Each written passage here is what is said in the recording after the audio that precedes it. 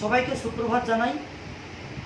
আশা করছি তোমরা সবাই খুব ভালো আছো, পড়াশোনা করছো, খেলছো, বাড়ির সবার সঙ্গে ভাত পাতাচ্ছ, কখনো বা আড়ি করছো, এরকম চলছে তোমাদের। এ বছরটা তোমাদের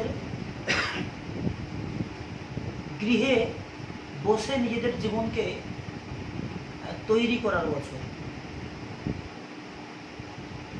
2019-এর 2020-র আজ সেপ্টেম্বর মাসে এসে দাঁড়িয়ে, সেপ্টেম্বর মাসের শেষে দাঁড়িয়ে তোমরা হয়তো অনেকেই ভাবছো যে কবে আমাদের স্কুল খুলবে, কবে আমরা স্কুলে যাব। এটা না ভেবে বরং তোমরা ভাবো যে আমরা কিভাবে পড়াশোনা করছি আর কিভাবে একটু পড়াশোনা করলে আর একটু ভালো করা যাবে। যাই হোক, আশা করছি সবাই ভালো আছে এবং তোমরা নিজেদের বিষয় ভিত্তিক, অধ্যায় ভিত্তিক পড়াশোনা চালিয়ে যাচ্ছ। আজ আমি তোমাদের ষষ্ঠ শ্রেণীর হাট কবিতাটি পড়াবো। হাট এই কবিতাটির কবি হলেন যতীন্দ্রনাথ সেনগুপ্ত। যতীন্দ্রনাথ সেনগুপ্তকে বাংলা সাহিত্যে দুঃখবাদী কবি হিসেবে অভিহিত করা হয়, কারণ তার কবিতায় নাকি পরতে পরতে দুঃখের কথা বর্ণিত হয়েছে। আচ্ছা, কবি যতীন্দ্রনাথ সেনগুপ্ত সম্পর্কে একটু জেনে নিন। কবি যতীন্দ্রনাথ সেনগুপ্ত রবীন্দ্র সমসাময়িক কালে আবির্ভূত হওয়া একজন আধুনিক কবি। রবীন্দ্র সমসাময়িক কালে যে কজন কবি রবীন্দ্রনাথের খ্যাতির সময়ে দাঁড়িয়েও নিজেদের আধিপত্য বিস্তার করেছিলেন বাংলা সাহিত্যে, যতীন্দ্রনাথ সেনগুপ্ত তাদের অন্যতম। যতীন্দ্রনাথ রবীন্দ্রনাথের যে পর্বে কিনা আমরা জানি রবীন্দ্রনাথই সর্বশ্রেষ্ঠ, সেই সময়ে সত্যেন্দ্রনাথ দত্ত, যতীন্দ্রনাথ সেনগুপ্ত এদের মতো কবিও কবিতা লিখেছেন এবং সুনামের সঙ্গে বাংলা কাব্যকে শাসন করেছেন। যতীন্দ্রনাথ সেনগুপ্ত 1887 খ্রিস্টাব্দে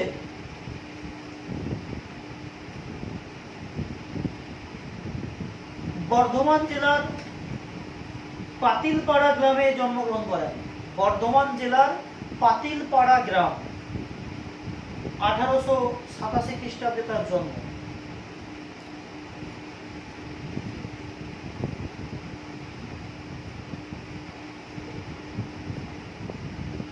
তোমাদের বইতে আছে জন্মস্থান শান্তিপুরের হরিপুর গ্রাম, মতানৈক্য আছে। পেশায় ইঞ্জিনিয়ার হলেও কবিতা ছিল তার অন্তরে। রবীন্দ্র সমসময়ে যে সমস্ত কবি স্বাতন্ত্র্য অর্জন করতে পেরেছিলেন, কবি যতীন্দ্রনাথ তাদের মধ্যে অন্যতম। কল্লোল গোষ্ঠীর জনপ্রিয় কবিদের মধ্যে তিনি একজন। কল্লোল গোষ্ঠী, কল্লোল হলো একটি পত্রিকা, যে পত্রিকাটি 1923 খ্রিস্টাব্দে কবি দীনেশ রঞ্জন দাস এবং কবি গোকুলচন্দ্র নাগ এদের সম্পাদনায় প্রথম প্রকাশিত হয়। প্রথম প্রকাশিত হওয়ার পরে এই কল্লোল পত্রিকাকে কেন্দ্র করে কল্লোল যুগের সূচনা হয়। এই পত্রিকায় নিয়মিত লিখতেন কবি প্রেমেন্দ্র মিত্র, কবি কাজী নজরুল ইসলাম, কবি বুদ্ধদেব বসু, কবি দীনেশ রঞ্জন দাস, কবি গোকুলচন্দ্র নাগ। এরা রবীন্দ্রনাথও লিখেছেন। বলা হয় এই কল্লোল পত্রিকা নাকি রবীন্দ্র বিরোধী পত্রিকা। আসলে ব্যাপারটা তা নয়। এই সময়ের কবি সাহিত্যিকরা ভেবেছিলেন যে রবীন্দ্রনাথেই যদি আমাদের কাব্য থেমে থাকে তাহলে কি হবে? রবীন্দ্রনাথ তো একদিন না একদিন তার নশ্বর দেহ অমর্ত্য লোকে যাত্রা করবে। তাহলে তারপরে বাংলা সাহিত্য কি বসে যাবে? এই প্রশ্ন থেকে জন্ম নেয় কল্লোল এবং সেখানে এক্সপেরিমেন্ট চলতে থাকে কল্লোল পত্রিকায়। এবং 1923 থেকে 1929 এই সময়টায় কল্লোলের যে যুগ, প্রচুর কবিতা, প্রচুর কবি, নতুন কবি তাদের লেখা লিখেছেন এবং বাংলা সাহিত্যে তারা অমর হয়ে আছে। তার রচিত কাব্যগ্রন্থগুলির মধ্যে উল্লেখযোগ্য মরীচিকা, মরুশিখা, মরুমায়া, ত্রিজামা, সায়ম, নিশান্তিকা প্রভৃতি। বাংলা কাব্যজগতে তিনি দুঃখবাদী কবি অভিধা পেয়েছিলেন। বাংলা কাব্য কবিতার জগতে যতীন্দ্রনাথ সেনগুপ্তকে আমরা দুঃখবাদী কবি হিসেবেই চিনি।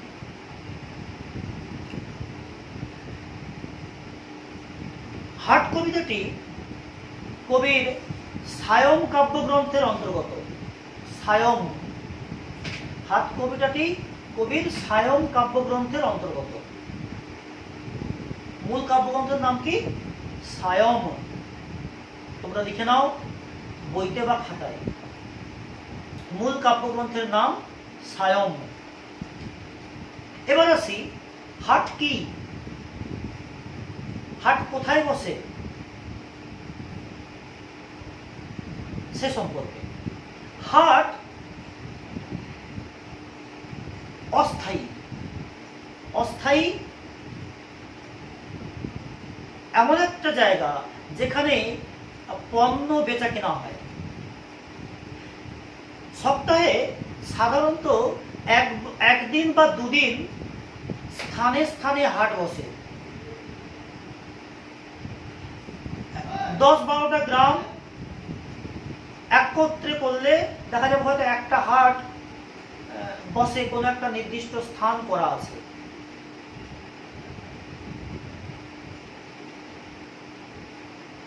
এই হাট অস্থায়ী।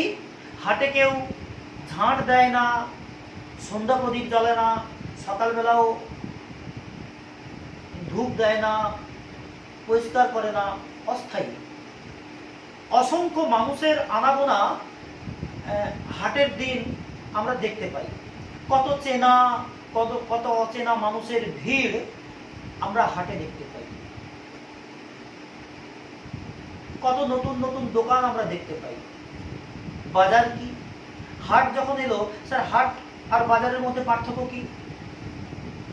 মূল পার্থক্য একটা আছে, সেটা হচ্ছে হাট অস্থায়ী, বাজার স্থায়ী। বাজারে তুমি সকাল সন্ধ্যা যখন খুশি যাও জিনিসপত্র পাবে। হাটে তুমি যখন খুশি গেলে জিনিসপত্র পাবে না। হাটের সময় নির্ধারিত, নির্দিষ্ট একটা সময়ে হাট বসে। যেমন আমাদের এখানে হাট বসে বুধবার আর রবিবার, বুধবার বিকেলে, রবিবার বিকেলে। যদিও এখন এই প্যান্ডেমিক সিচুয়েশনে তার চরিত্র একটু পাল্টে গেছে। তোমরা যে যেখানে বসবাস করো সেখানে হাট কবে কবে বসে আমাকে জানাবে।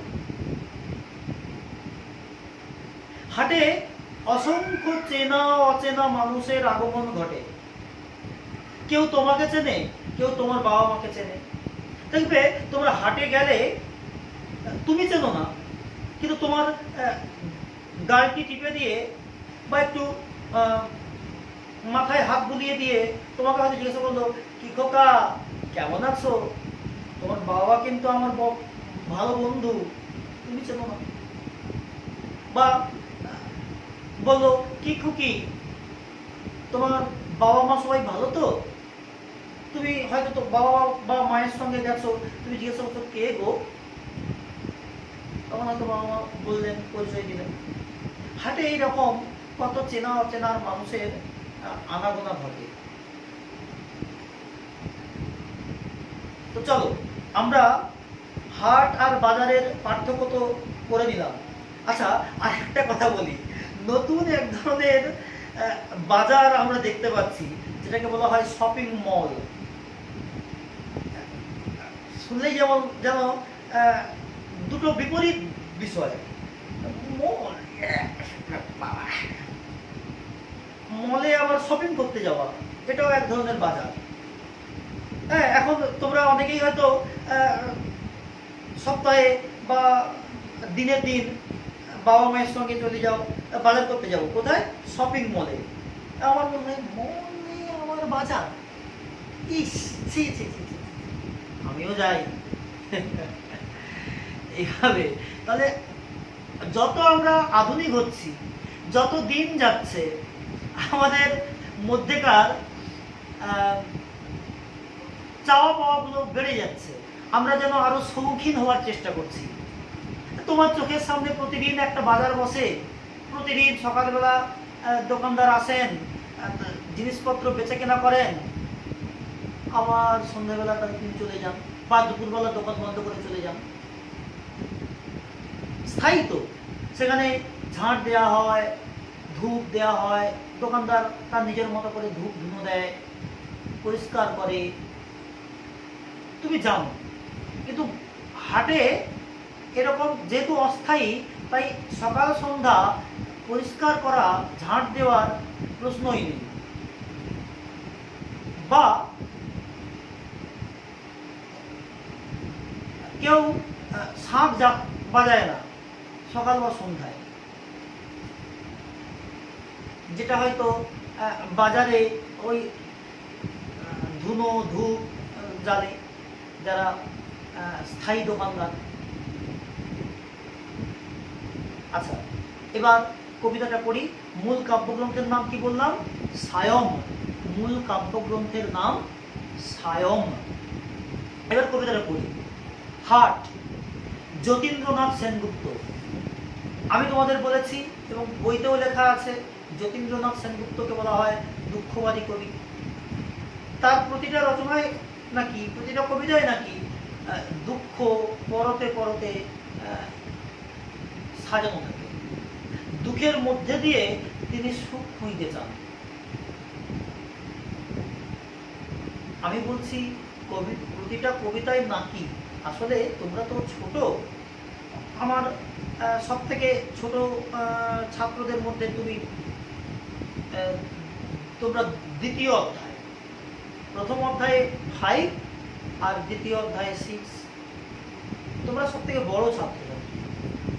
প্রতি মুহূর্তে কত কাণ্ড তোমরা ঘটাও, যেটা আমরা করতে গেলে ভাববো। তোমরা করলে চোখ মেলে ভাবি জিনিসটা তো ভালো, কিন্তু আমাদের পক্ষে সেটা সাজে না। আমরা তোমাদের থেকে অনেক বেশি বয়স হয়েছে, আমাদের বয়স্ক, অনেক বেশি অভিজ্ঞতা সম্পন্ন। আমাদের কিছু করতে হলে এখন ভাবতে হয়।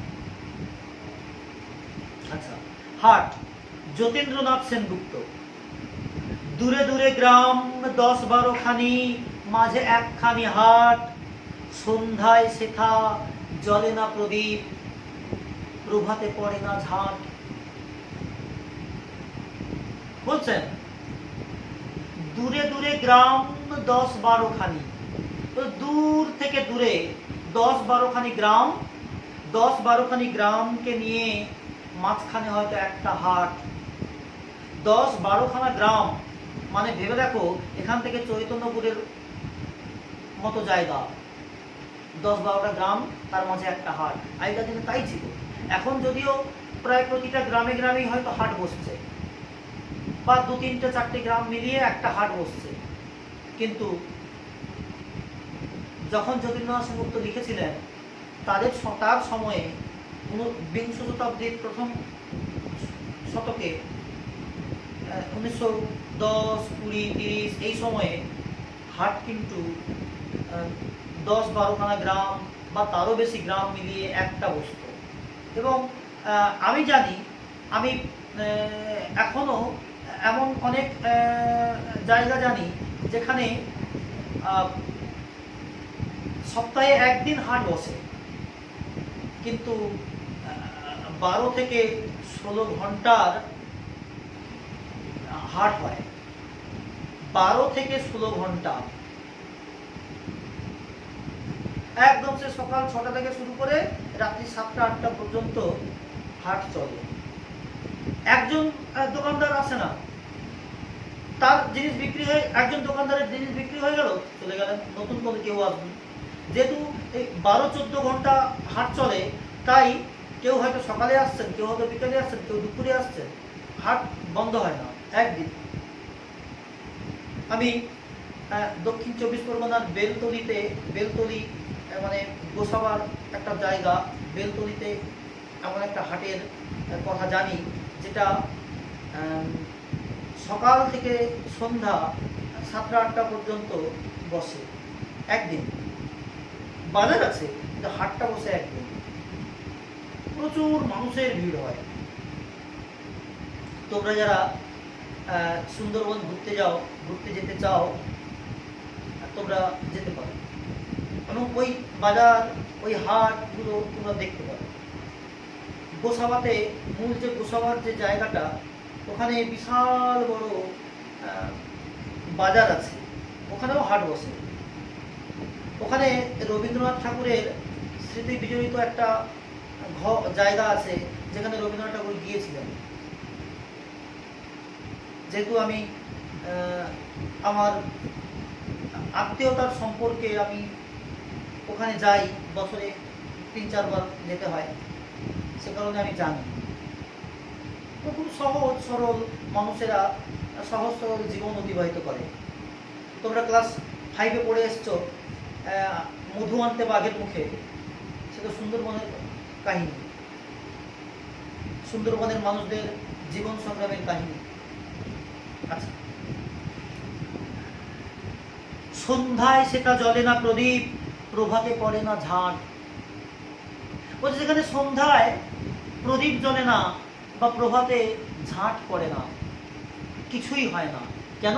হাট অস্থায়ী। মাথায় রাখতে হবে, হাট যেহেতু অস্থায়ী, তাই সেখানে সন্ধ্যায় প্রদীপ জ্বালা কিংবা সকালে ঝাঁট দেওয়া কোনোটাই হয় না। অস্থায়ী মানুষ কেনা বেচা করতে আসেন, পথ চলে যান।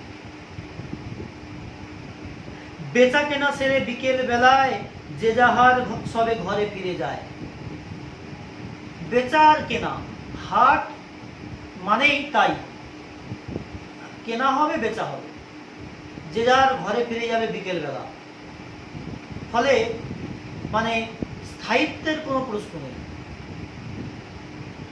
বকের পাখায় আলোক লুকায় ছাড়িয়া পুবের মাঠ। ওই বক যেমন পুবের মাঠ ছাড়িয়ে পশ্চিমের দিকে ছুটে যায়, ভেসে যায়, উড়ে যায়, ঠিক সেরকম যেন কবিও বলছেন বকের পাখায় যেন আলোক লুকিয়ে যাচ্ছে। বক যেন সমস্ত দিনের আলোটা নিয়ে সে তার নিড়ে ফিরছে। কি সুন্দর কথা বলেছেন। বকের পাখায় আলোক লুকায় ছাড়িয়া পুবের মাঠ। পূবে সূর্য উদয় হয় আর পশ্চিমে অস্ত যায়। এই অস্ত যাওয়ার বিষয়টাকে কবি কিন্তু সুন্দর উপমার মাধ্যমে, কি সুন্দর বিশেষণের মাধ্যমে তুলে ধরলেন। বকের পাখায় আলোক লুকায় ছাড়িয়া পুবের মাঠ। পুবের মাঠ ছেড়ে পশ্চিমে বক ফিরে যায় তার নিড়ে। আর তার সঙ্গে সঙ্গে যেন কবি দেখতে পেয়েছেন ওই বক যেন দিনের সমস্ত আলোটাকে তার পাখনায় নিয়ে লুকিয়ে নিয়ে চলে যাচ্ছে। সমস্ত দিনের ক্লান্তি শেষে আমরা মানুষেরা যেমন ঘরে ফিরি, বকের দলও ঘরে ফিরে। দূরে দূরে গ্রাম, দূরে দূরে গ্রামে জ্বলে ওঠে দ্বীপ, আঁধারেতে থাকে হাট। ওই যে বলেছিলাম দুঃখের কথা, এখানে যেন সেই দুঃখের বিষয়টা আছে। প্রথমটা কি আনন্দ, আনন্দের সমারোহ, হাটের কথা বলছেন। দূরে দূরে গ্রামে জ্বলে ওঠে দ্বীপ, আঁধারেতে থাকে হাট। দূর থেকে দূরে যত গ্রাম, সব গ্রামে ধীরে ধীরে ধীরে ধীরে দ্বীপ জ্বলে ওঠে, আর অন্ধকারে একা পড়ে থাকে হাট। যে হাটে সারাদিন কত মানুষের আনাগোনা হয়, কত কলতান কোলাহল ওঠে, চেনা অচেনা মানুষের ভিড় হয়, সেই হাট কিনা সন্ধে হলে একাকী পড়ে থাকে, তার কথা কেউ ভাবে না।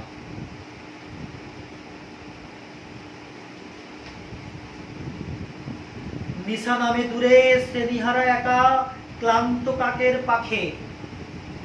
ওই দূরে যেন নিশা নামছে, অন্ধকার।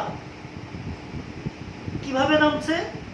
একটা শ্রেণীহারা কাক, মানে একসঙ্গে দলবদ্ধ নয়, দল থেকে বিচ্ছুর, দল থেকে বেরিয়ে আসা একটা কাক, দল ছুট কাক। কবি বলছেন দূরে শ্রেণীহারা একা ক্লান্ত কাকের পাখে। শ্রেণী হারিয়ে যাওয়া একটা ক্লান্ত কাক, তার পাখনায় যেন অন্ধকার শোভা দেয়, নেমে আসে। কাক ক্লান্ত, সমস্ত দিন সে যে কর্ম করেছে তার ফল সে ক্লান্ত হয়েছে। ওই বলছেন সেই ক্লান্ত কাকের পাখায় যেন রাত্রির অন্ধকার কবি দেখতে পান। অন্ধকারের রং কালো, কাকের পাখার রঙও কালো। ক্লান্ত কাক সে যেমন শ্রেণীহারা হয়ে একা কোথাও পড়ে থাকে, ঠিক সেরকম যেন হাটও একা পড়ে আছে। নদীর বাতাস ছাড়ে প্রশ্বাস, পার সে পাকুড় শাখে। নদীর বাতাস ছাড়ে প্রশ্বাস, পার সে পাকুড় শাখে। নদীর বাতাস যেন ওই পাকুড় গাছের শাখায় প্রশ্বাস ছেড়ে দিয়েছে। পাকুড় গাছ কি? বটের মতো এক জাতীয় গাছ, বটের মতো দেখতে কিন্তু বট না, পাকুড় গাছ। এই গ্রাম, এই পল্লী বাংলার একান্ত নিজস্ব গাছ। এই গাছ তুমি সারা পৃথিবীতে যেখানেই যাও পাবে না। এ আমার বাংলায় পাবে, তোমার বাংলায় পাবে। নদীর বাতাস ছাড়ে প্রশ্বাস, পার সে পাকুড় শাখে। দেখবে যখন রাত্রি নামে, সন্ধ্যা হয়, তখন দেখবে গাছপালাগুলো যেন স্থির হয়ে যাচ্ছে। কবি ওই বিষয়টাকে এখানে তুলে ধরলেন। নদীর ওপর থেকে যে বাতাস বয়ে যায়, সেই বাতাস যেন ওই পাকুড় গাছের শাখায় তার শ্বাস ফেলেছে। বাতাস বইছে না, একদম মৃদুমন্দ। হাটের দোচালা মুদিল নয়ান, কারো তরে তার নাই আহ্বান।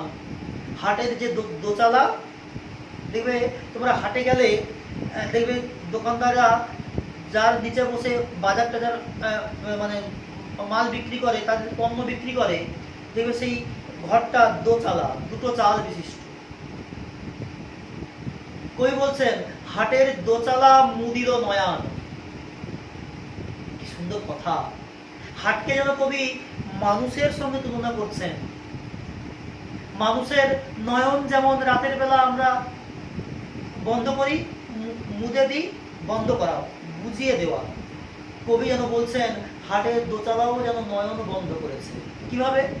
এই যে আমি পড়াচ্ছি, তোমরা বাড়িতে বসে আছো, আমি যেখানে পড়াচ্ছি আমার রুমে আমি আছি বলে আমার রুমের প্রাণ আছে, জীবন আছে।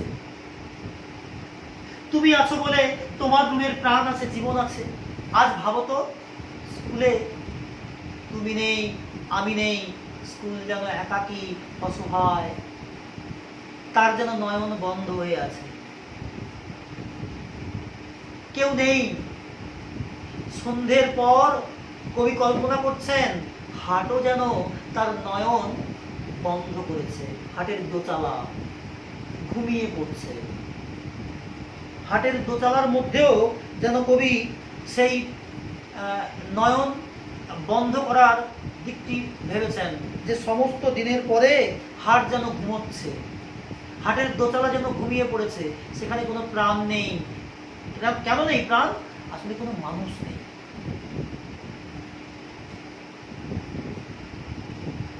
কারো তরে তার নাই আহ্বান।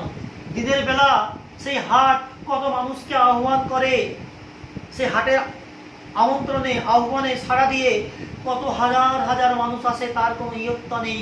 কত পায়ের দাগ, কত পায়ের চিহ্ন পড়ে, তার কোনো হিসেব থাকে না।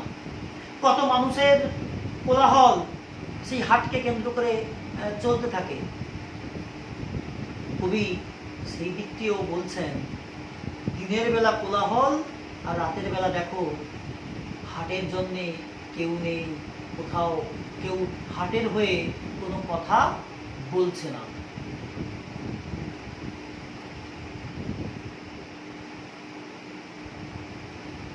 বাজে বায়ু আসি, বিদ্রুপ বাঁশি, জীর্ণ বাঁশের ফাঁকে।